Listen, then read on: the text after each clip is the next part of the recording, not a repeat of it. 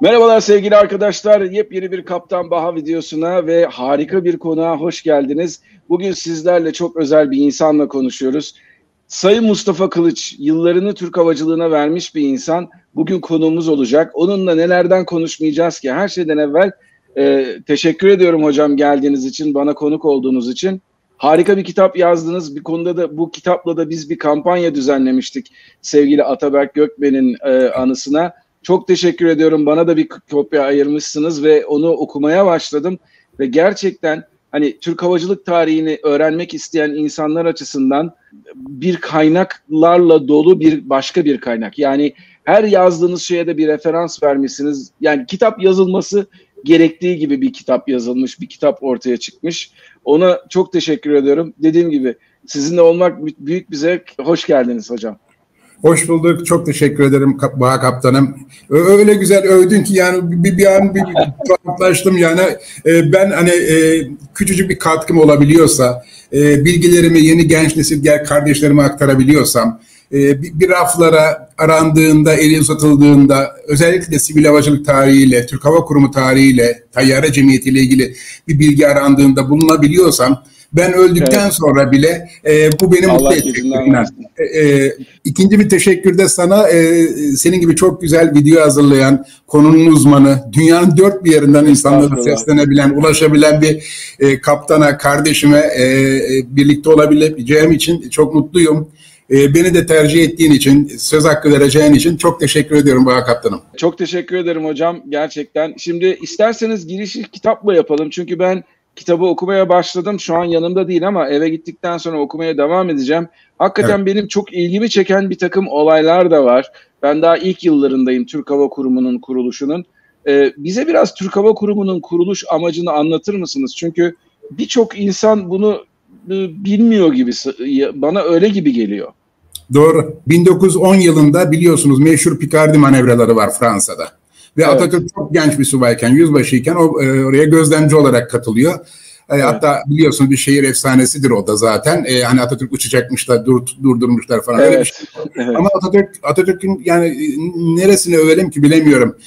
Orada çok iyi gözlemler yapmış. Yani uçağın nasıl savaş alanlarında ya da askeri alanda kullanılacağını ilk gözlemini 1910 yılında yapmış.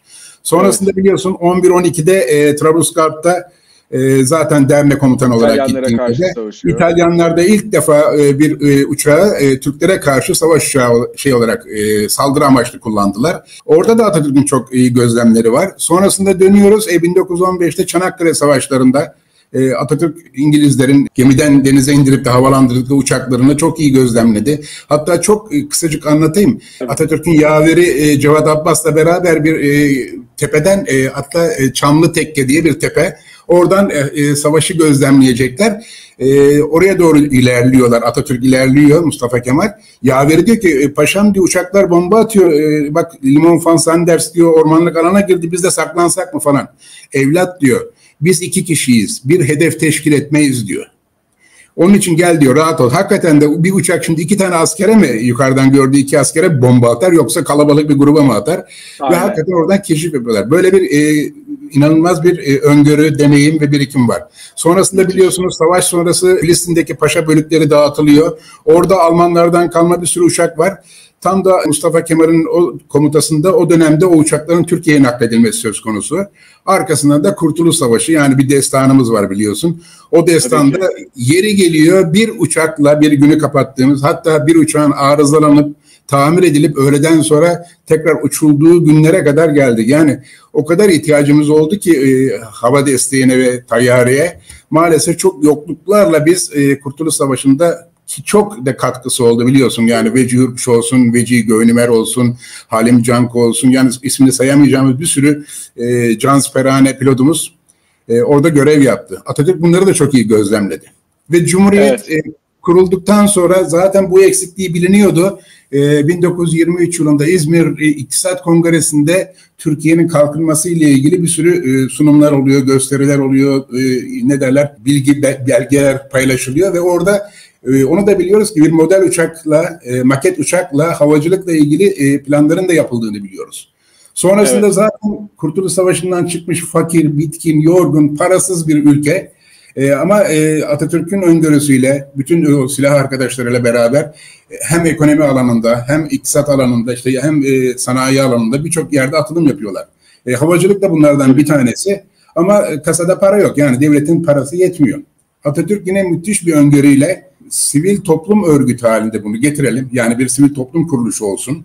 Yani biliyorsunuz Türk Tayyare Cemiyeti'nin kuruluşunda dernek statüsünde kuruluyor. Halkın bağışlarını da toparlayalım. Böylelikle bir uçak fabrikası, öncelikle tabii havacılığı tanıtalım, havacılığı sevdirelim, havacı bir gençlik yaratalım ve hava sanayisinin oluşması için bir altyapı oluşturalım.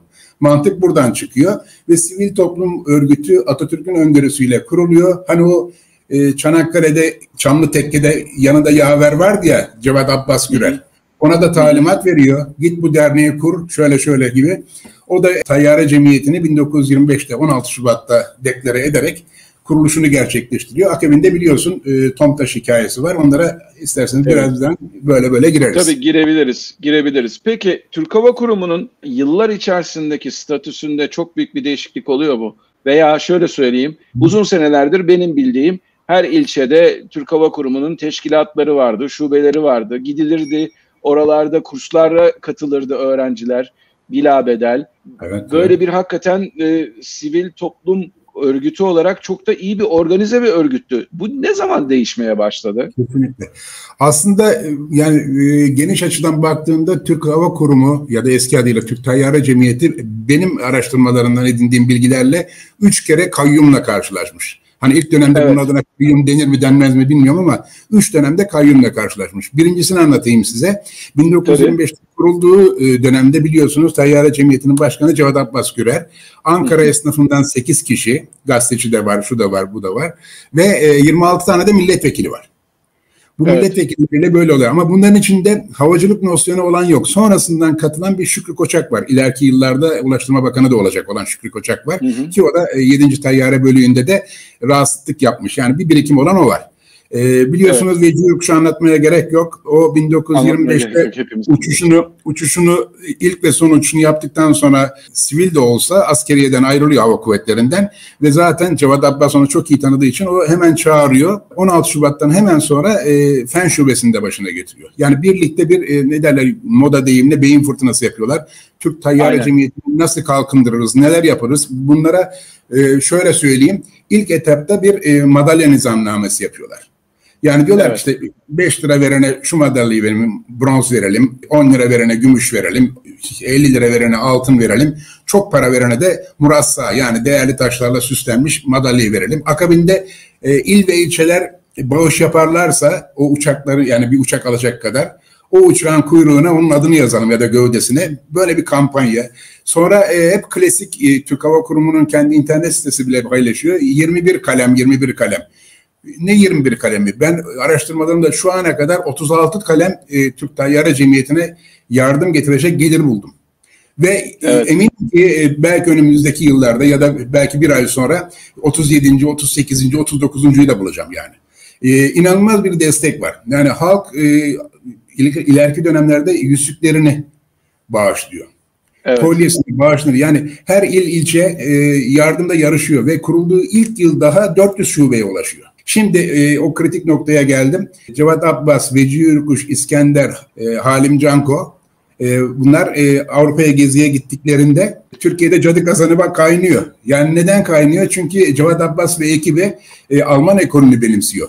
Aynı zamanda da biliyorsunuz Kayseri'deki de Tomtaş'ta Alman ekolünün bir fabrikası olacak. Oraya yapınca Türkiye'de cadı kazanı kaynıyor. Neden kaynıyor? Türk Tayyare Cemiyeti il ve ilçelerin verdiği paralarla uçak alıyorlar. Düşünün şimdi benim tespitlerime göre orada da bir yanlış bilgi var havacılık camiasında. 10 yılda 351 uçak alındı deniyor. Hayır 229 uçak alındı.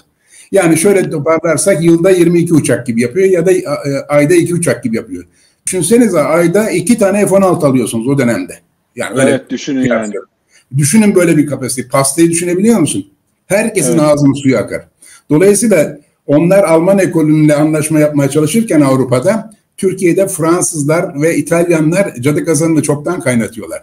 Yani cüdiler her zaman olduğu gibi ve daha onlar yurda dönmeden burada mektuplar yazılıyor.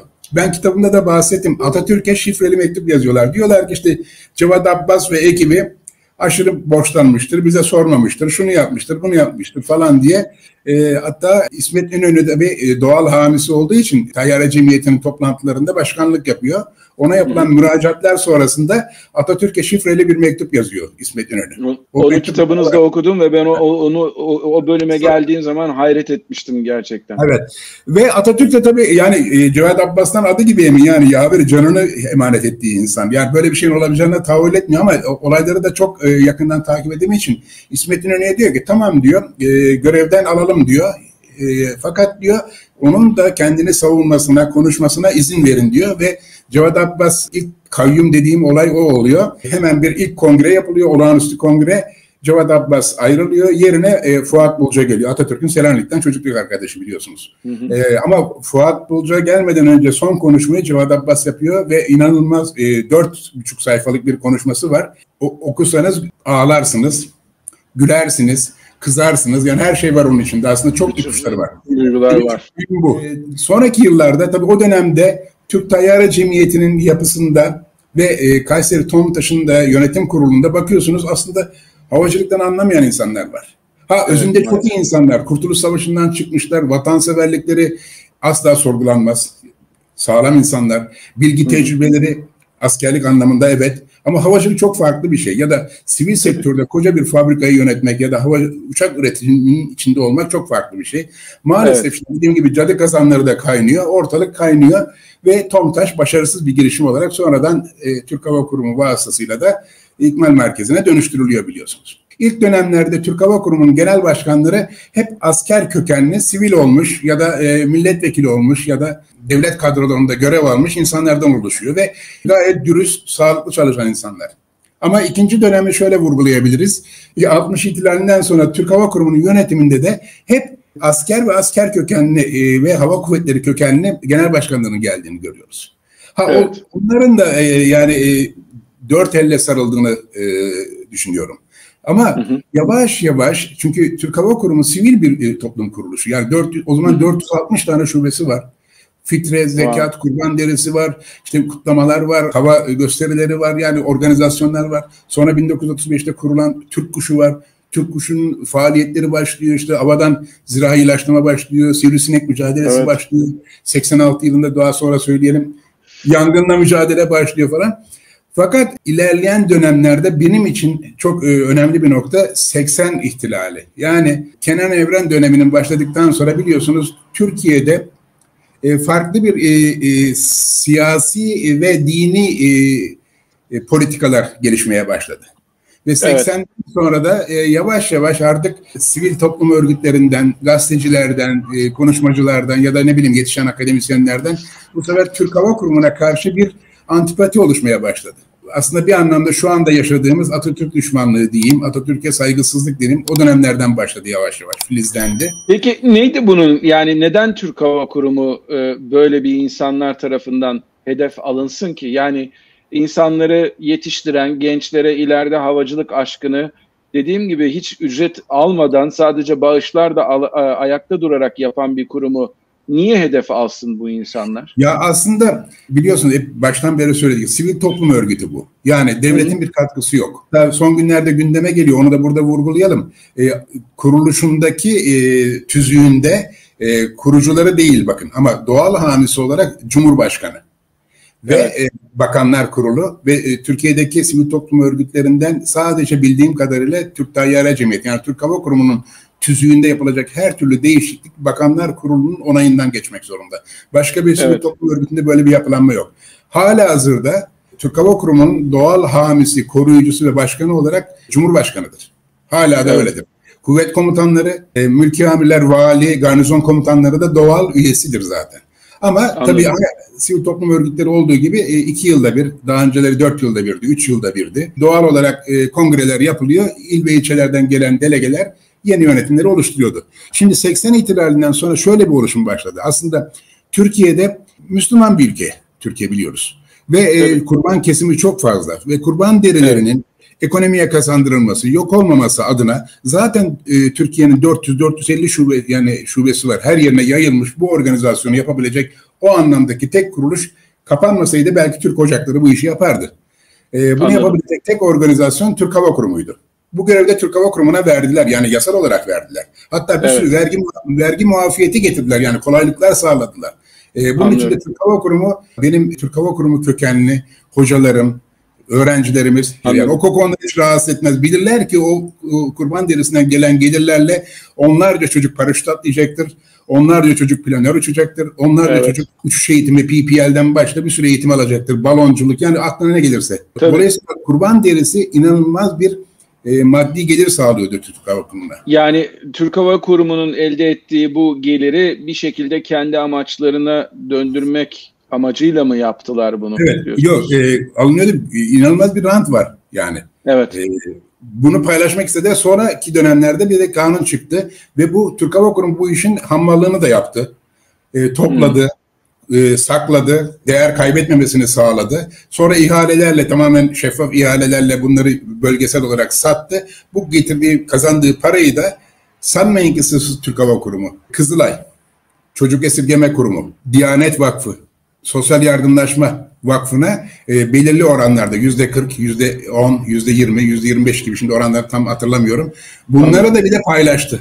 Ama gene kritik bir noktaya geliyoruz. İşte Türk Hava Kurumu maddi kayıplara bu paylaşımdan sonra yaptığı faaliyetlerle de ne derler, kendi yağıyla ancak kavruluyordu zaten. Anladım. Fakat 97 yılında biliyorsunuz Birinci Dünya Hava Oyunları FAİ'nin onayıyla da Türkiye'ye yaptı. Türkiye'de yapıldı ve çok da gurur duyduk o konuda. Olmaz mı yani, hala kurucu ödülü Türk Hava Kurumu Müzesi'nde durur. Ben de her gittiğimde nedense hep de onun fotoğrafını çekerim. Çok önemli bir şeydir. İkincisini yapamadık biliyorsunuz geçen yıllarda. Biliyorum. Neden? Mali sıkıntılardan dolayı. Şimdi toparlayalım. 97 yılında yapılan bu Dünya Hava Oyunları için öncesinde siyasi otorite çok vaatlerde bulundu. Yani hem maddi yardımlarda hem manevi yardımda bulunacağını söyledi ama yeterince mali yardım alamayınca 97'den sonra 98, 99'da kurum iyice mali olarak çöktü. Ondan sonra ikinci kayyum dediğimiz bizim hava kuvvetlerinden gönderilen bir general 6 aylığına kuruma geldi. Çok da başarılı işler yaptı, toparladı ortalığı. Akabinde kongreye gidildi. Ondan sonra da Erdoğan Karakuş Korgeneral ikiz görev olarak, yani herhangi bir huzur hakkı, imza hakkı ya da herhangi bir beklenti ya da maddi bir çıkar olmaksızın Türk Tayyare Cemiyeti'nden kalan misyonla, o mantıkla, o sevgiyle, o Atatürk aşkıyla Türk Hava Kurumu'nun 22. Genel Başkanlığını yaptı. Ama ondan sonra ve o ana kadar da biriken, paydaş kuruluşlara biriken borçların tamamını da ödedi Erdoğan Karakuş Paşa. Ve ondan sonra...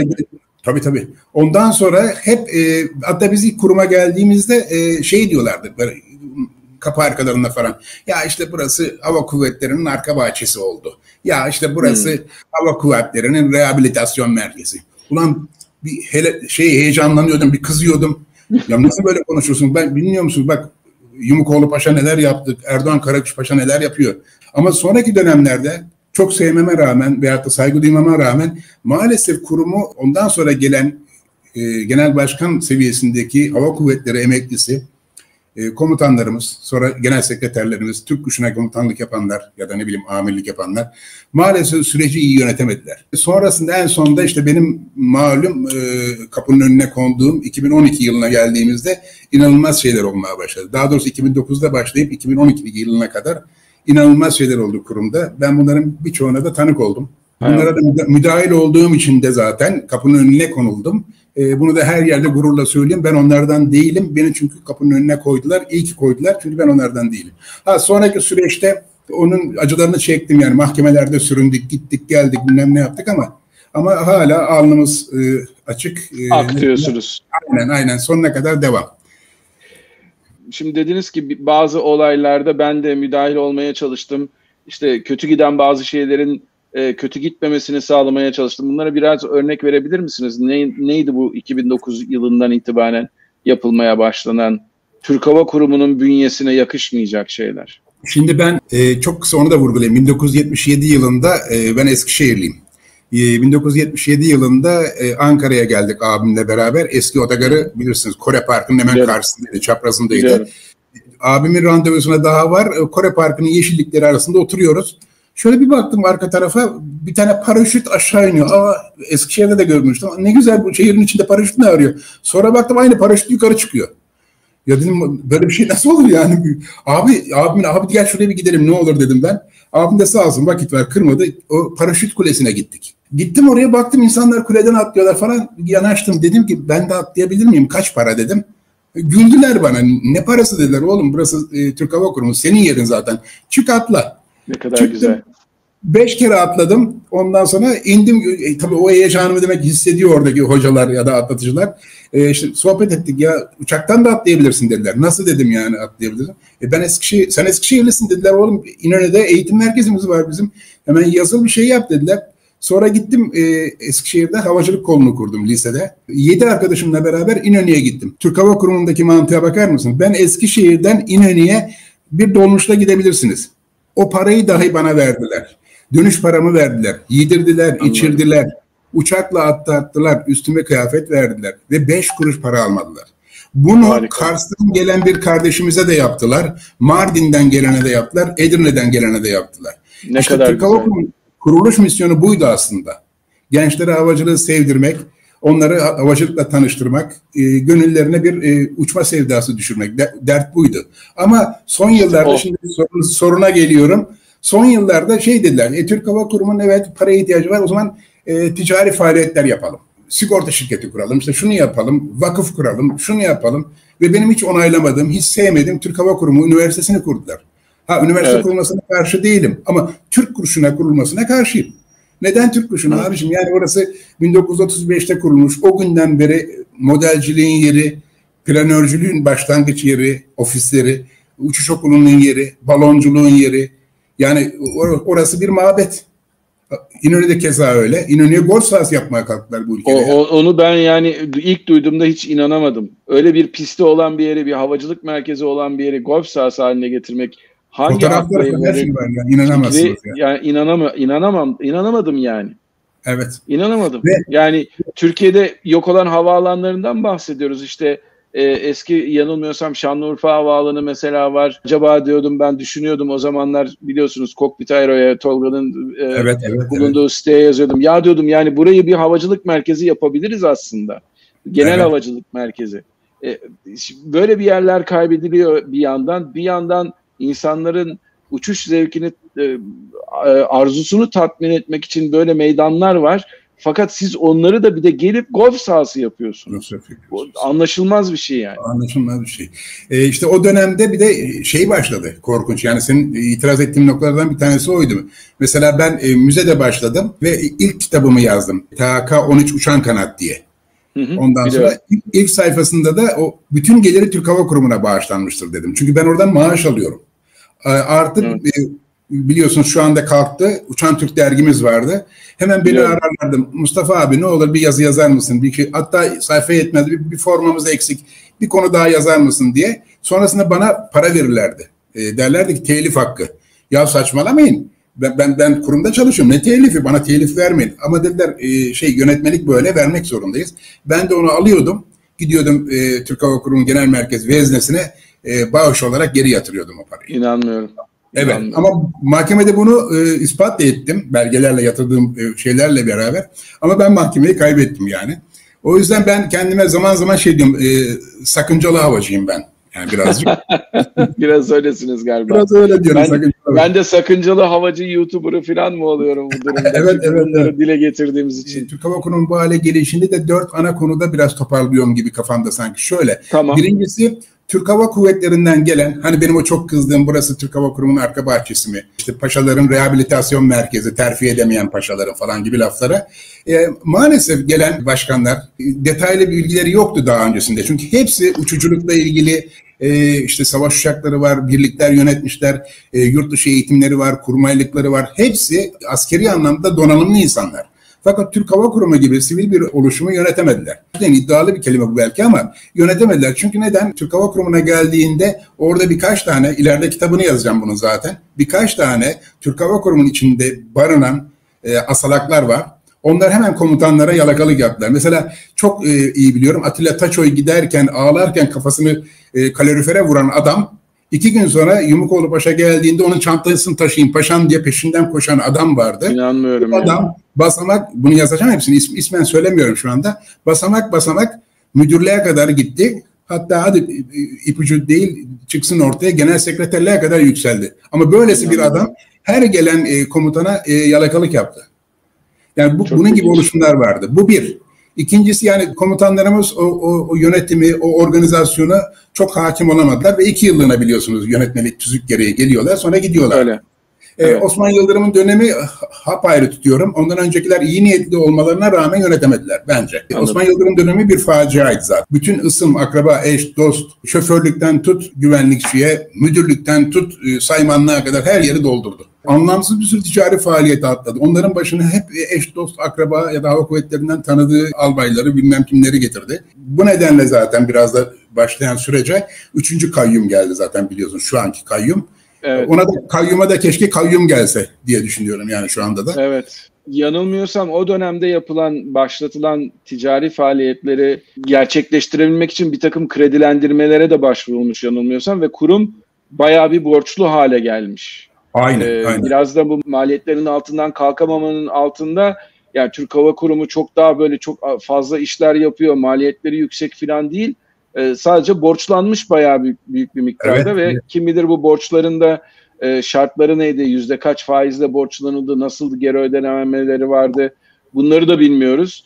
Evet. Bunun sonucunda ortaya çıkan finansal tabloda tabii kendi kendine zar zor yeten bir kurum kendi kendine yetersiz bir hale getirilmiş. Bunu neden yapar insan peki? Yani sadece belli bir dönem kendi insanlarını oraya koyup onları zengin etmek midir bu insanların amacı? Yoksa derin amaçları mı vardır? Kuruma karşı bir garezleri mi vardır?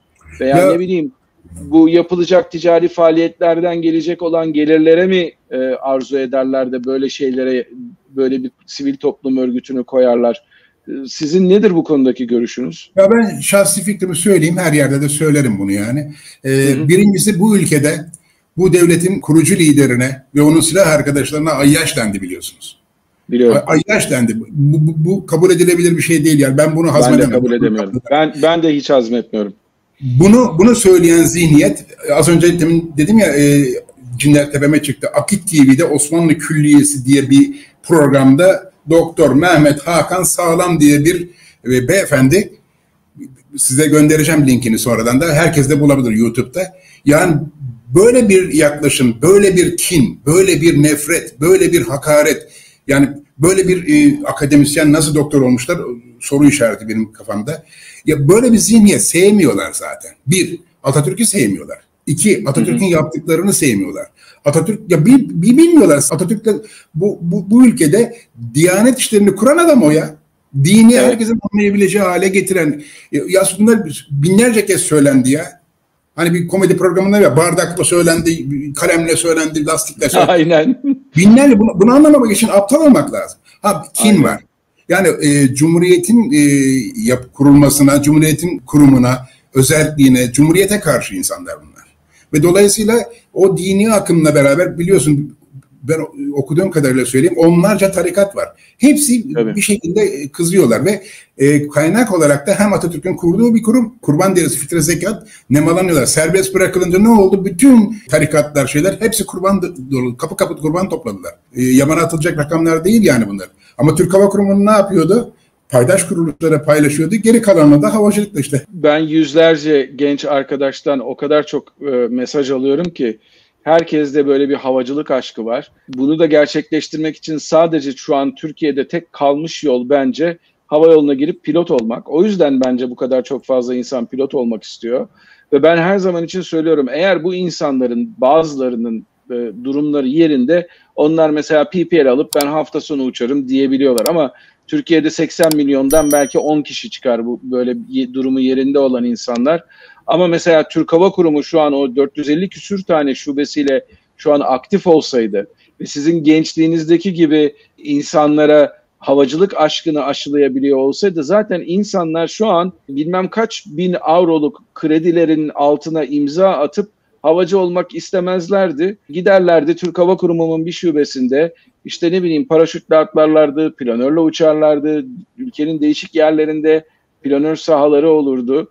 Yani aslında ben Türk Hava Kurumu'nun Atatürk tarafından Tayyare Cemiyeti olarak kurulduğu zamanki idealinin ne kadar güzel bir şey olduğunu görebilen insanlardanım ama ne yazık ki nadir insanlardanım.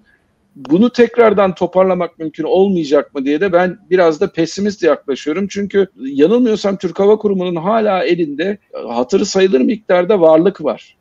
Ve bu varlıkları galiba şu an satmaya çalışıyorlar ki toparlasın kendini diye. Ama ondan sonra tekrar yaşayabilecek mi sizce kurum? Önce şuradan biraz bantı geri alıp başlayayım. Yani tamam. Türk Hava Kurumu'nun 1925'ten başlayıp son yıllara gelene kadar inanılmaz gayrimenkulü var. Arsa, tarla, işhanı, ev ve bunu şimdi satmıyorlar. Son günlerde gene geçti. Geçenlerde bir gazeteci istedi. Bende birkaç tane vardı. Gönderdim listeyi. 2009 yılından 10 yılından beri yani 11-12 yıldır satılıyor. Dönem dönem satılıyor. Dönem dönem satılıyor. Arzu edene ben birkaç tanesini göndereyim. Yani satılanları bir okuyun. İçiniz cızlar. Yani niye satılıyor bunlar ya? Yani neden küçülmüyorsunuz? Yani ille biz ticari faaliyet yapacağız diye neden genişlemeye çalışıyorsunuz? Aksine tam küçülmemiz gerekiyor bu dönemde. Evet. Yani ben artık Türk Hava Kurumu bu gelişen teknolojide maliyetlerle beraber bir uçak fabrikası kurmaya ya da ne bileyim başka bir fabrika kurmaya ne gücü var, birikimi var, ne donanımı var, ne de yetkisi, yani yetki olmaz zaten. Artık bence Türk Hava Kurumu ilk kuruluş misyonuna dönmeli. Yani aynen. Artık çünkü TAİ var, TEİ var, TUSAŞ var, bir sürü havacılık şirketi var, işte Bayraktarlar var, şunlar bunlar. Onlar başarılı çalışmalar yapıyor. Türk Hava Kurumu artık özüne dönsün. Yani sizin de vurguladığınız gibi gençlere havacılık sevgisini aşılayalım. Paraşüt eğitimi verelim, planör eğitimi verelim. Yani onlara başlayalım.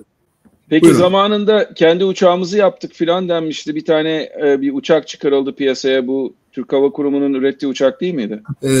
Yani böyle bir şey yok. Bir projeydi o. Hazır kiti aldılar, monte ettiler, biz yapıyoruz diye çıkardılar. Keşke en azından dediğiniz gibi PPL için küçük çaplı pervaneli uçaklar üretebilsek ya da planörlerimizi kendimiz yapabilsek keşke. Peki hocam şunu sorayım size. Şimdi Türk Hava Kurumu bir misyonla kuruldu. Sivil toplum örgütü.